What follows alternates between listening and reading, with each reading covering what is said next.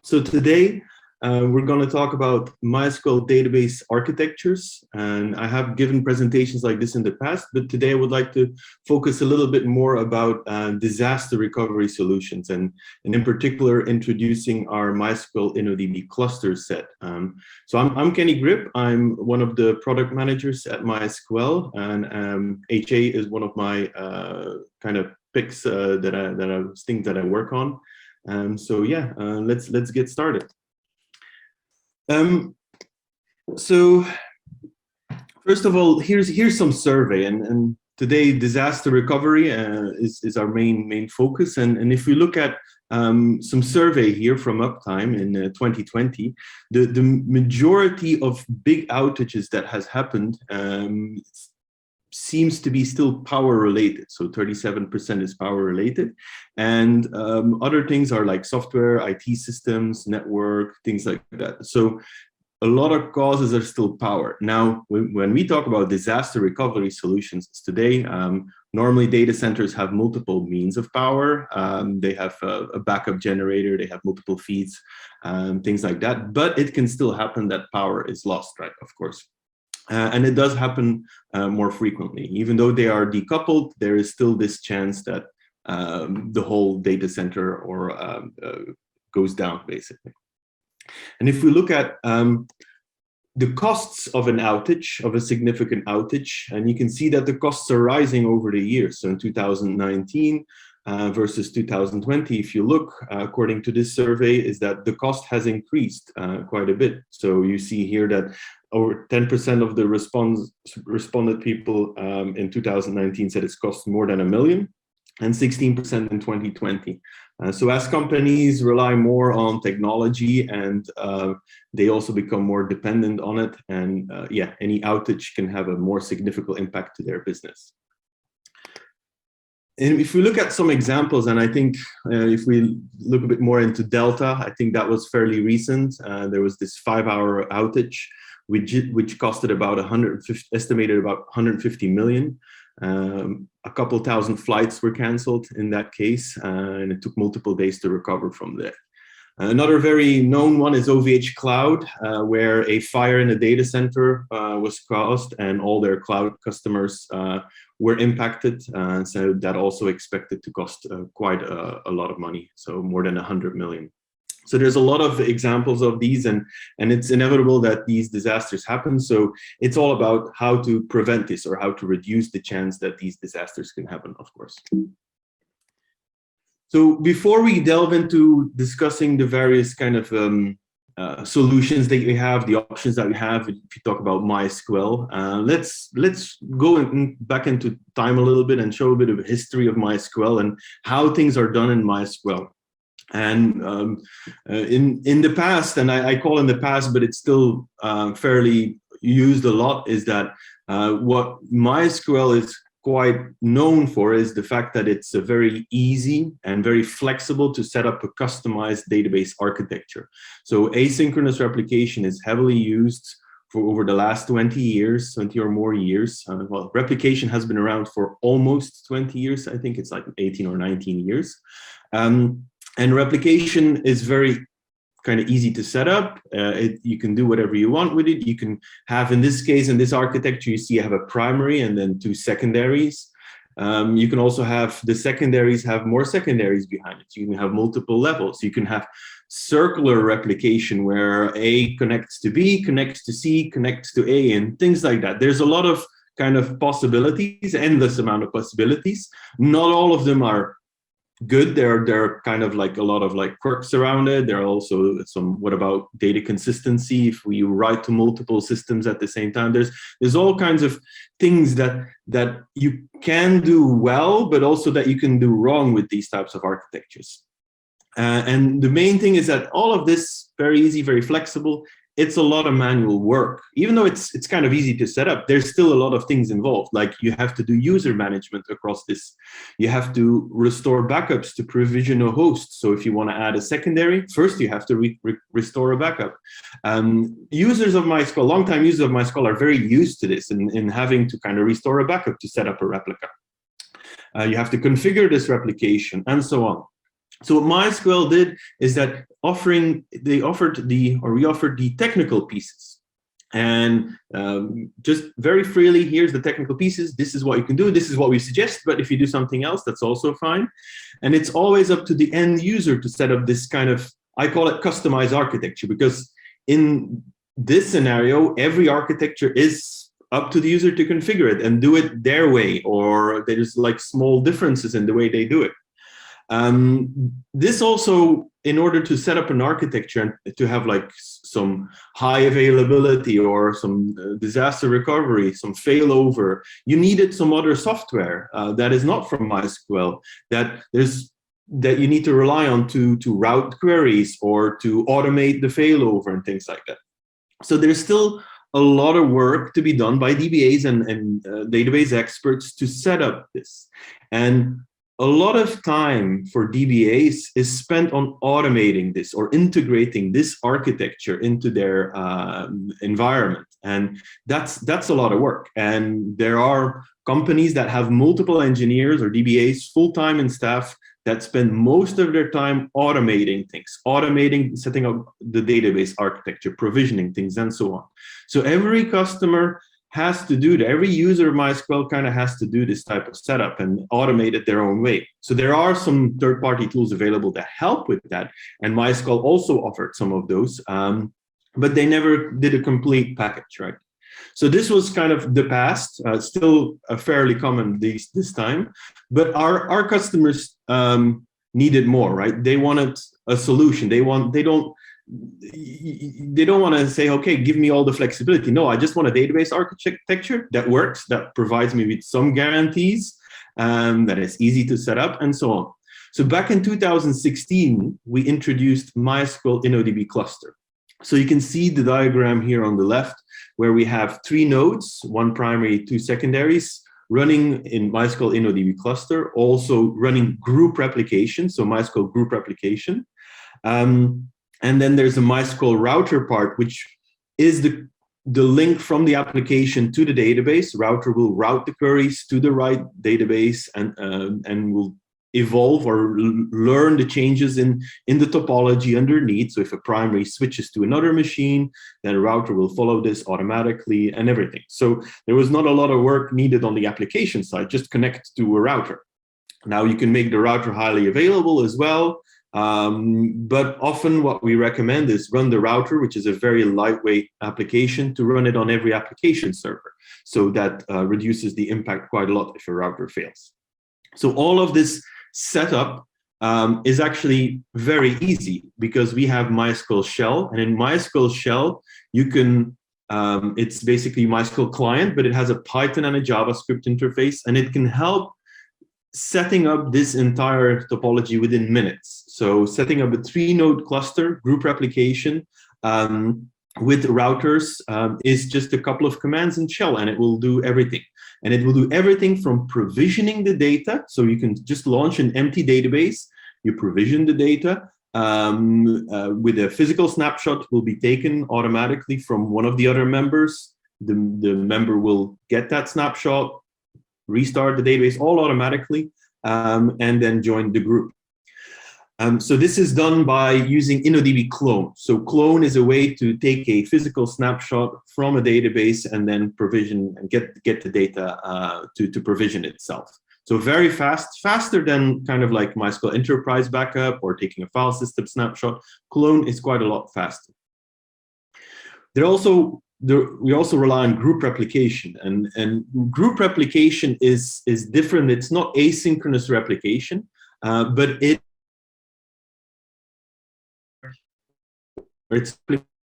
replicating where we can guarantee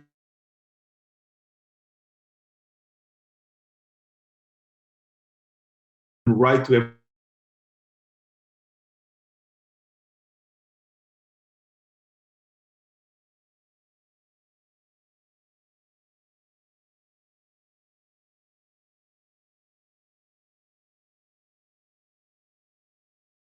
itself. So it's using some Paxos-based algorithms to kind of do this election, to get consensus of the transactions and so on. And of course, everything runs on MySQL server. And very important to know is that all this, setting up the InnoDB cluster, to provisioning, the shell, all this can happen over a MySQL connection. So it's no need to SSH into a database, do some operations, run anything. No, the only thing you need is to open a MySQL, open up a MySQL port, and the rest will be automatically, can be automatically configured through shell, through the MySQL port. The same with provisioning the data. InnoDB clone just uses regular MySQL connections to connect to the database to fetch that snapshot. So this is what we've introduced in 2016. And we'll go into a little bit more detail on that later on. But the most important thing, what it guarantees, is a recovery point objective of 0. So meaning no data loss in the event of the primary failing. So if the primary fails, no data loss, the secondaries will have the data. As long as the transaction is committed and the application's got an OK back on the commit, then that transaction will be guaranteed to be there when there's this failure. Failover is also within seconds. So the minimum amount of time is 5 seconds. It's configurable. There are some settings related to that. Failover automatic. So this is very good. This gives you quite a lot of good guarantees, right? If we go a couple of years later, so early last year, we introduced MySQL InnoDB ReplicaSet, which is, as you see in the diagram, there's not a lot of changes, but it is the same user experience that our customers since 2016 that had used this. The feedback was very positive and everybody liked it. Why? Because we have these guarantees of group replication, no data loss, automatic failover, that's great. But also very important is the ease of use. Configuring this environment, getting it into kind of in production is very easy using this MySQL shell. So what we did is we took that strength of ease of use, this integration, us giving us a basic solution, standardized solution, and made it with asynchronous replication. So the guarantees are different there. So there's no guarantee of data loss because it's asynchronous replication, and the failover in this case is manual. So depending on how fast you have, you are to fail over, or what automation you built on top of it, if you want to, which we do not recommend. It can take minutes to fail over. Now, why do we have this this setup that has less guarantees, is slower to fail over, has some potential data loss, while the other one doesn't? Well, there are some environments where there's no need for this, no data loss. There's also environments where the network is not stable enough to handle a cluster, because any network issues with group replication, if there's some packet loss, that will have an impact on the application. Or when the network goes down frequently, then the cluster might go down because it guarantees consistency. So it always has to connect to the other members to get this consensus. So network is very important. We do have customers that do not have this, so hence this. Also, there is, with group replication, there's a slight, and especially in a local area network, the impact is not that much, but write performance impact. On a higher latency network, having to get consensus with the other members will increase its latency. There's at least one round trip required to the other hosts to guarantee any transaction. Now, let's delve a little bit more into the RPO concept. So RTO is the time it will take to recover from a failure, the objective of that. And the RPO is how much data can we lose when a failure occurs. Okay, so if you look at the diagram, we have the failure in red in the middle. The RPO is like how much data will be lost, how far back in time do you need to go for your kind of data set. So if it's 0, meaning nothing. If it's a couple of seconds of data can be lost. And then the RTO is like how long will the downtime be, or how much can you afford? And this is what you have to ask the business. What can we afford? Can we have a couple of seconds downtime, a couple of minutes is okay, a half an hour? It all depends on the application, the customer, the impact, and the cost, basically. What is the cost of an outage, as I've shown earlier in the slides? Now, when we look at these concepts, of course, everybody wants RTO 0, RPO 0, no data loss, instant failover, and that's of course not manageable. You can 100% uptime cannot be guaranteed, but we can say no impact on transactions, so 0 data loss. But we also need to look into the type of failure that this occurs, and I think it's important that when we talk about disaster recovery today, and also about regular high availability, the requirements can be different. When we talk about high availability, it's a single server failure or a network partition. So if I go to one of these diagrams here, this setup is highly available. It has automatic failover, seconds to failover. But this is the event of a single server failing. If all servers fail, well, there's not going to be any automatic failover because there's nothing to take over, right? Also, if you can deploy this type of setup across multiple regions as well, and then things get a little bit more tricky, and I won't delve into that too much. But when we talk 0 RTO 0, a couple of seconds with high availability, InnoDB cluster does really, really well on that. Now, when we talk about a full region failure, we call it disaster recovery, or a full power loss or a fire, as in the examples. Now, disaster recovery is less likely to happen than a server failing. So the full region failing versus a single server failing. So the requirements could be different. You might want to have no data loss when a single server fails, but you might be okay losing a couple of seconds of data when the whole data center kind of lost its power or is on fire and is not available anymore. Things like that. So the requirements can be different. So later in this presentation, I'll delve a little bit more into detail as well. There's another type of failure, human error, where the application deletes more data than necessary, or a developer or a DBA logs in to do some analysis of the data and then drops a database, which very easily gets replicated. All databases, all servers delete the database as well, and then the data is gone. How fast can you recover from that? How much data will you lose in that case? We are not covering these human errors in this presentation, so it's HA and disaster recovery today. So we have 2016 InnoDB cluster, 2020 InnoDB ReplicaSet, and what we have now is that, okay, we have these good high availability solutions, but now we want to introduce MySQL InnoDB ClusterSet, which is one of the key things that we have to meet certain disaster recovery requirements, and very popular requirements that we have from our users and customers. So ClusterSet, what is InnoDB ClusterSet? So there's a lot of names here. So what InnoDB ClusterSet is basically one or more replica InnoDB clusters attached to a single primary MySQL InnoDB cluster. So if you look at the diagram, we have the primary on the left, which is in Rome. So this is located in Europe, Rome. And we have a regular MySQL InnoDB cluster. It's the primary. And then we have another replica cluster, which is in Brussels, which is having asynchronous replication between the primary cluster towards its own cluster. We have the same router, the router integration as before, and everything is just one database architecture. This is all done, configured through shell. So instead of 5 commands to set up this architecture, now it will take you 9 commands to set up this architecture. This is still very, very easy to set up. I believe that the integration with router, which we'll go into detail more later, is actually very nice, really gives you some flexibility, does what our users have requested. So what we still have, if you think about these business requirements, is that within a region, and if we talk about the primary cluster, when there's a failure, no data loss, because it's MySQL InnoDB clustered running MySQL group replication. Failover is still going to be seconds, no difference there. Now, what happens if the region fails? Well, it's asynchronous replication between those regions, so there is some potential for data loss.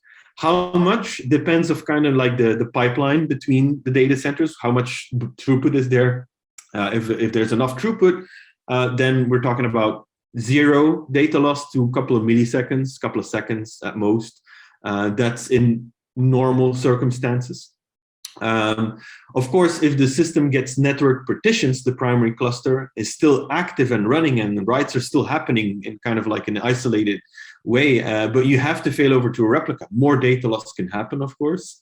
The failover between these clusters is manual, so switching from Rome to Brussels is a manual command, but it's one command. So this is all integrated in shell. You run one command and it will do all the work for you. The benefit of this is that there's no write performance impact, because if we have Rome, Brussels, we've got like, what is it, 50 milliseconds between that. If every transaction has to be acknowledged by another region, then there will be an impact on write performance. There's no way around that. So in this case, this is asynchronous, so there is no link between no kind of requirement between them, so no write performance impact at all. So all of this is manageable through shell. You can add and remove nodes and clusters online as you want, so no need to reconfigure application servers ever. This is all done by the router and its configuration, and we made it very dynamic to do. So today I won't be giving a demo, but I'll show you a lot of like examples of how it looks, the commands you can do, the setups, and so on. But there is a presentation in 2 weeks from my colleague Miguel Araujo, who is one of the developers or the main developer of these kind of solutions, or of the shell integration and all of this. And then he will be giving a lot of demos and examples on this as well. So that's in 2 weeks, I believe.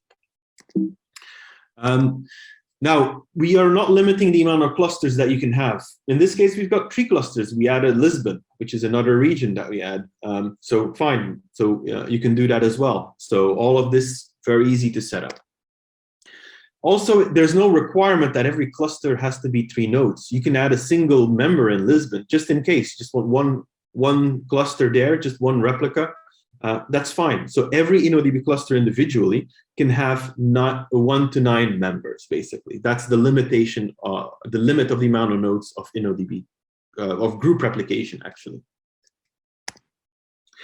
So how did we get there, right? And there's actually quite a lot of work that we've done over the last couple of years to kind of make this easy to use, integrated. It has a lot of like self-recovering mechanisms in there, and you can see that in almost, or in every version of MySQL, we've added little features to replication to make this kind of setup possible and easy to use.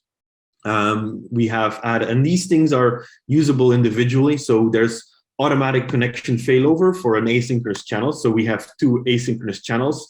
They can automatically fail over. You're not longer configuring replication to a single server, but you're configuring replication to a list of servers or to another InnoDB cluster. So all of this is customizable and usable, this feature by itself. And what we do in MySQL Shell and the admin API, which is kind of like the admin API is the kind of the library that integrates all these solutions. So InnoDB ClusterSet integrates all these functionalities that were built into the server and into router and so on. So yeah, a lot of features that we added. So let's show some examples. So here's how to set up a cluster, 3-node cluster. These are the commands you need to run. That's all you have to do, really. You open up shell, you connect to a host. In this case, I have machines running in I have 9 machines running. We have 3331, 3332, 3333, which is the Brussels region, for example. So if I do I connect to a machine, I create a schema, so there's no data yet. If there's existing data, fine. I create a cluster, I call it Brussels, and I add 2 instances. So what this add instance will do, it will automatically configure group application, provision the data, add the hosts, all coming from 3331. And it will be just an exact replica of 3331. The same here. So it will all do this automatically for you. And then you can check the status, and then you have a kind of a 3-node InnoDB cluster. So that's how you set up an InnoDB cluster. Now, when you want to create a cluster set, you just add one more command. You say, okay, now I want to create a cluster set object. And in this case, we're using the JavaScript output, the JavaScript interface. You can also have a Python interface. So the commands are a little bit different then to be more like Python friendly. So with JavaScript, I just create a ClusterSet object from my Brussels object, and I say create ClusterSet, and I'll call it ClusterSet. And then it will tell you, okay, we'll create a ClusterSet out of it. So what we have now is a ClusterSet with one cluster in it.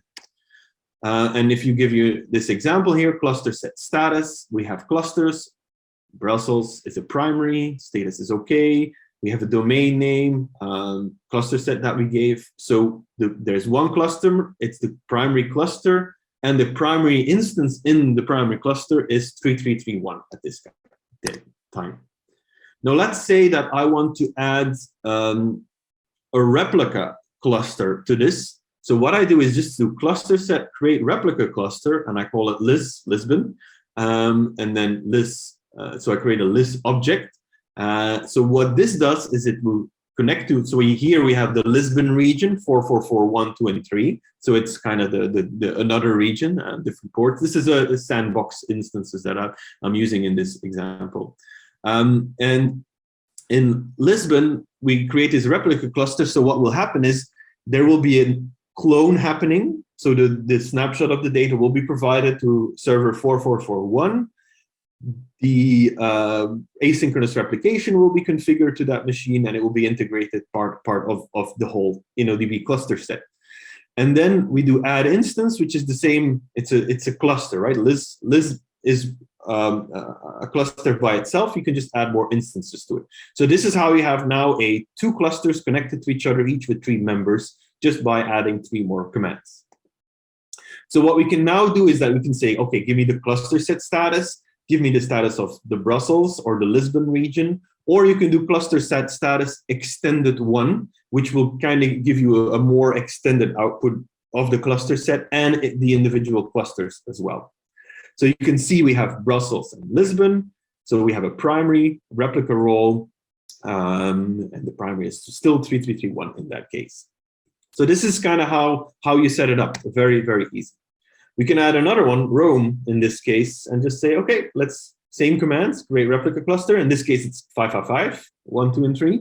And now we have 3 clusters connected, which is just a primary and 2 replica clusters. So this is basically the commands to set it up, right? So nothing very complex. And now when we talk about router integration, and there's quite a lot of changes there that we had to do to make this kind of integrate well. So the router, we have in this example, so we have green are the read traffic, and then red is the kind of primary traffic, which is reads and writes, right? So you configure your application to connect to a router, and then the router will connect to the databases in the cluster set, depending on its configuration. Sorry. So what we have is that we have different target modes in router.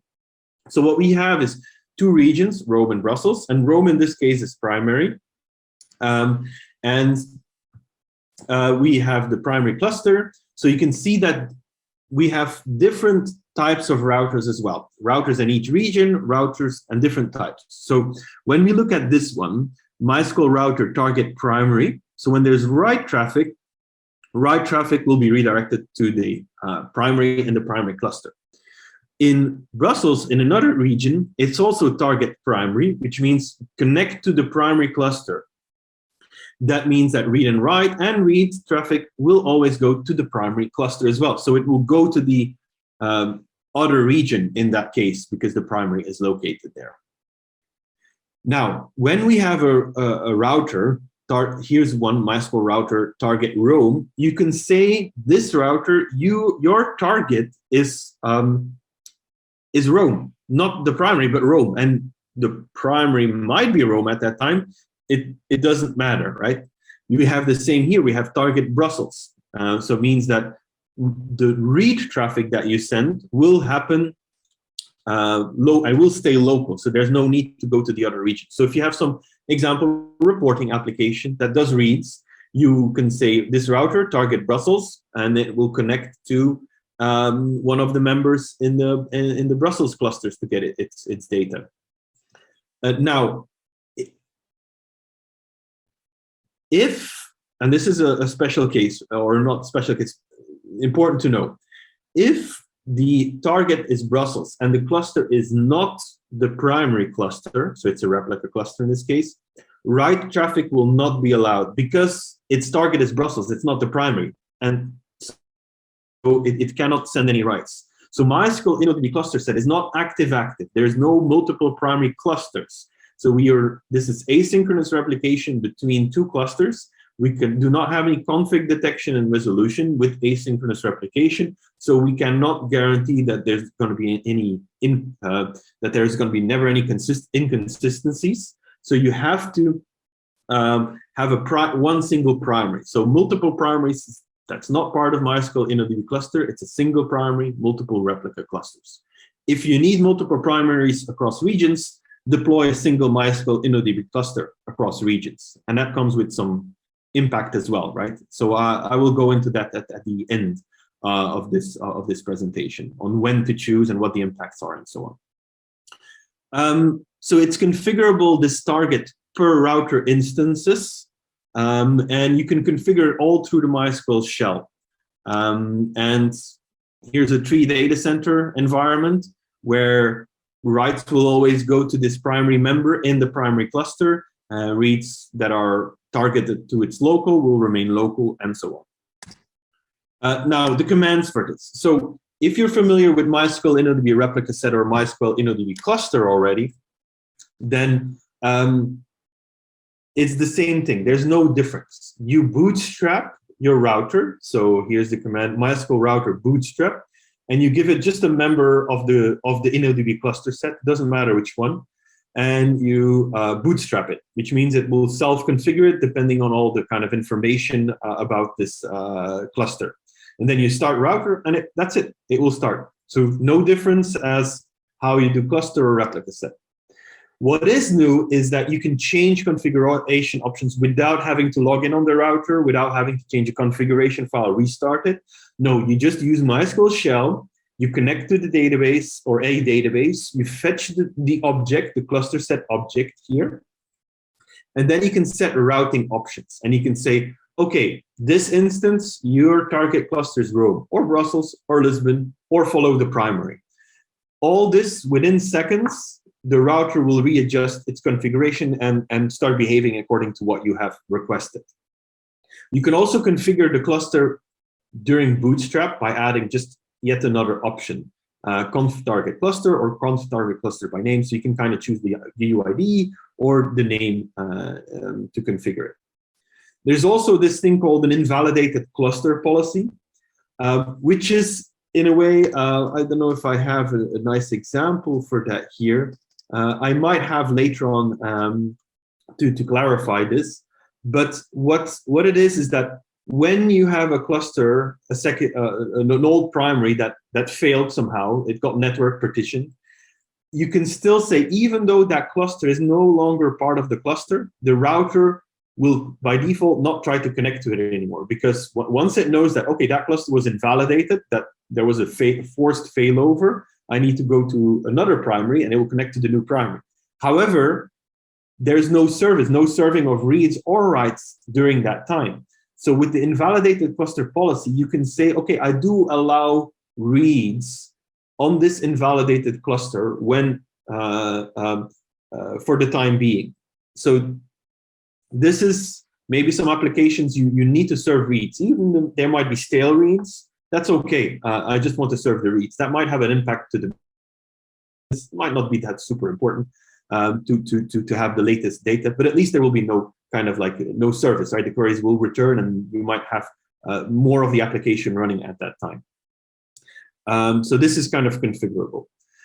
Also, there's the default that you can change. So you can have a default for the cluster set, and then the individual routers you can configure to be something different. So you can also just say the default, if you didn't overrule any settings on an individual router, then you can just set the default router, and all routers will start changing their target cluster in this case. So very easy, works very well. Now, to show some commands of MySQL InnoDB Cluster, right? So we've showed how to set it up, how to show the status, how to configure the router. There are some commands that you need to run to change the primary, for example. So you can still, just like InnoDB Cluster, change the primary server within a single cluster, just like before. You can just say, okay, 3331 was the primary. Now I'm going to make it this 3332 the primary. So just run this command. You can also change the primary of a replica cluster. Same thing. So there's no difference basically. And InnoDB ClusterSet, or this whole asynchronous replication, will automatically follow along with the primary and so on. I have some diagrams on that. So the new command that we introduced is changing the primary cluster. So how do you do that? Well, again, you connect to the cluster, to a server with MySQL shell, you get the ClusterSet object, and you say set primary cluster Lisbon. So we're going to move from Brussels to Lisbon, the primary role.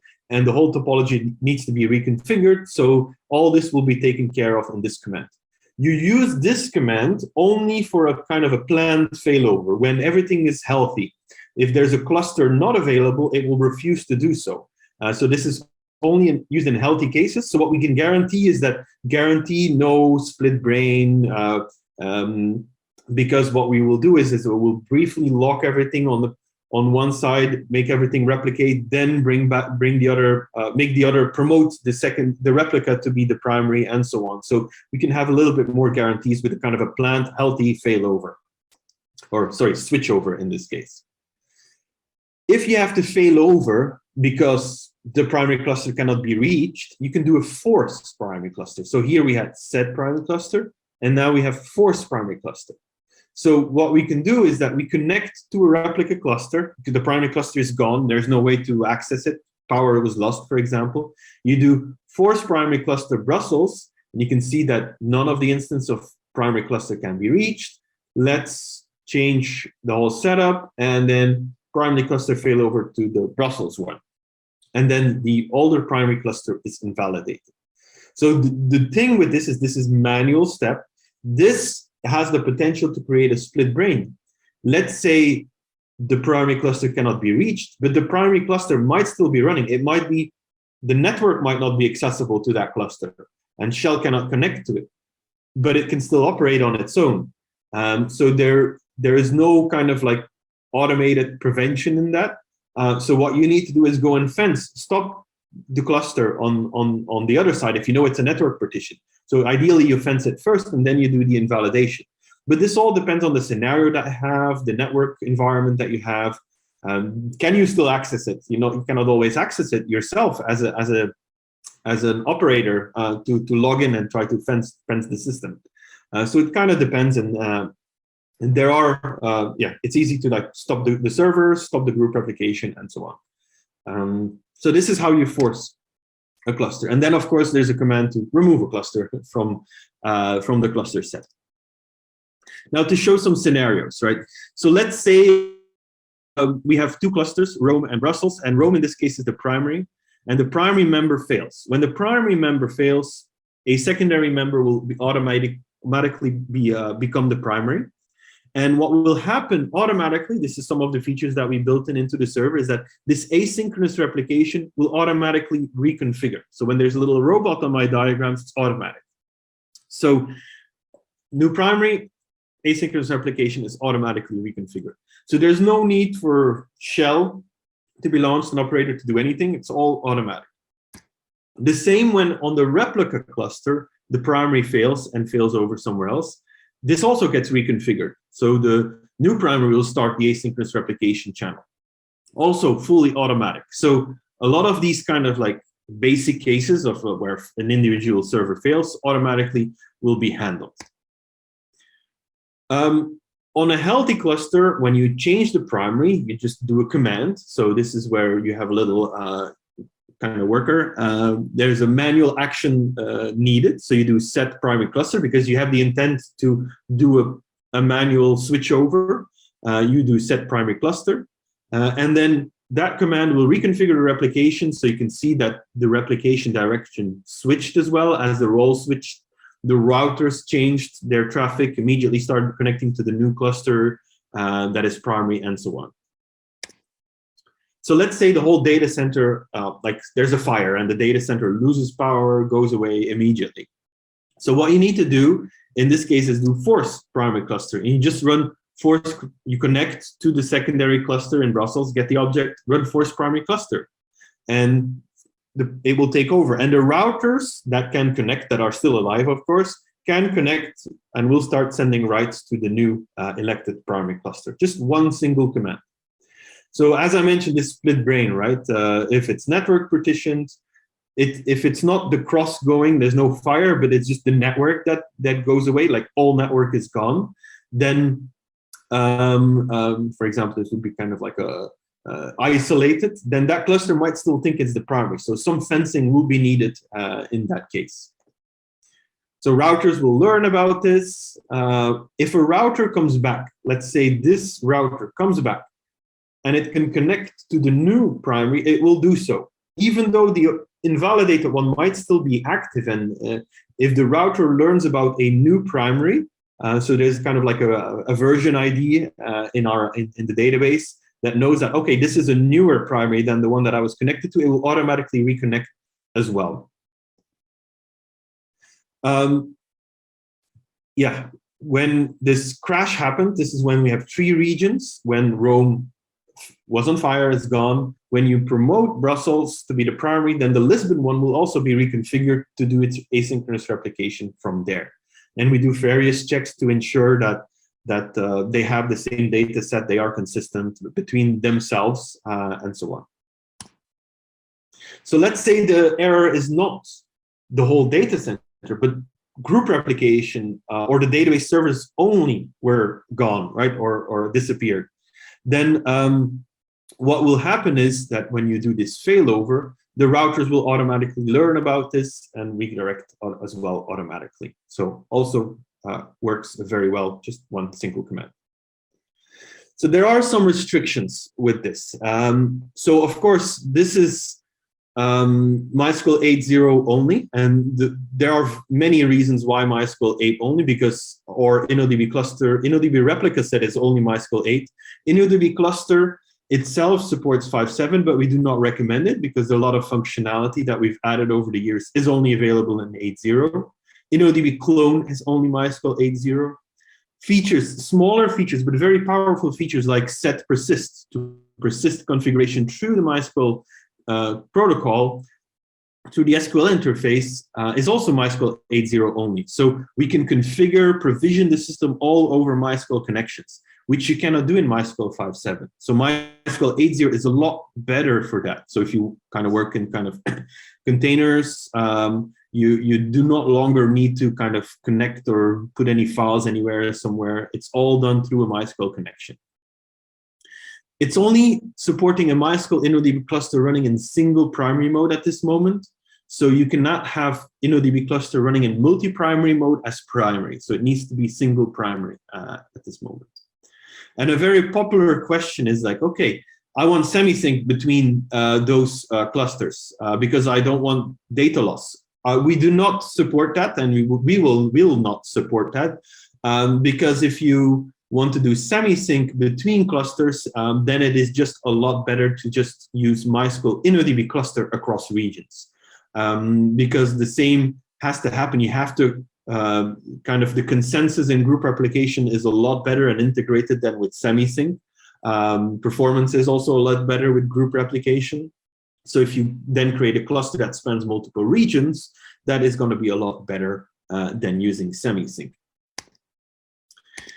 Now, to go back to these business requirements. So we talked about RTO, RPO, both in kind of the context of high availability or disaster recovery. And I just have a couple more slides to help you kind of summarize what to use when you have certain requirements. So when we go to a single region, so if we talk about high availability, so we have 2 solutions. We have InnoDB cluster and we have InnoDB ReplicaSet. So if you have no data loss, you don't want any data loss, and your you need failover within seconds, then InnoDB cluster is the choice you have. That's what you need to use. If some data loss is fine, some kind of couple of seconds, milliseconds of data that you lose, or failover can be manual, then ReplicaSet is more than enough. It has better write performance, the asynchronous replication. So ReplicaSet, it's manual failover, we know. Yeah, implementing automatic failover on a scenario like this has too many consequences. You need a monitoring host to do this, and so on. So there's a lot of implications, and that's where InnoDB cluster is far the superior. But we have customers that have a bad network, that just InnoDB cluster doesn't run on it because there's too much packet loss, nodes go away, network partitions happen a lot, and that has a big impact on the application in the end, because there's no service, because we need to guarantee no data loss. And this kind of network partition handling kicks in, of course. Now, when we talk about disaster recovery, we have two solutions, and I've touched on it briefly. You can span a single MySQL InnoDB cluster across 3 regions. So you can have a primary region and then 2 secondary regions, or you can have primary members in each. So you can have a multi-primary group and have 1 or 2 members in each region. So, so this is great. So you can write, the applications can write to their own local primary, and then InnoDB cluster group application will take care of it themselves. That's really good. But if you want automatic failover between regions, because your RTO requirement or your RPO requirement, you need 3 data centers, you need 3 regions. 2 regions is not going to work. And this is why, well, you need to think about the network partition handling. So we have a quorum. If you put 2 members in one region and 1 member in another region, when the region that has 2 members loses power, is gone, there's only 1 member remaining, and you will not get quorum, you will not get the majority. So the network partition handling will not promote that single machine to become the primary, because in its own view, it thinks it's in minority. The other 2, I'm the one that is gone, not the others. That's what it thinks. So you need 3 regions, and each 1 or 2 members, for example, where only 1 region will usually fail. So let's say the primary region. Then the other 2 regions can still connect and say, okay, we lost the other region. So yes, we will elect a new primary. And then they still have majority, and it will work. So the downside to this is you need a very stable network. Don't do it over the internet where you have packet loss, where you have high latency. Write performance is also affected by the more latency between these regions, the more the write performance will be affected. So write performance, we talk about commit. When you do a transaction, within a transaction, everything is just like a local standalone server. But when you commit a transaction, that's when communication with the other members happens, and this consensus needs to be had. So we have customers, you're running this.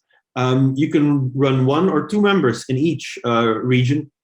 Even if you have 6 members total, it's 2 members in each region. We know we recommend an uneven amount for this quorum calculation, this majority. But in the event of 3 data centers, it's very unlikely that 3 members will kind of partition itself, because they're spread across 3 regions. So hence that is often a good way. So you still have high availability when a single member fails. You still have another node to take over. And then also you have automatic failover when a whole region fails. And then we have InnoDB ClusterSet, where, and this is what most of our users, the feedback that we had, we're okay when there's so data loss when a whole region fails. It doesn't happen frequently, like every couple of years maximum even. But this provides this, right? And it makes it easy to set up.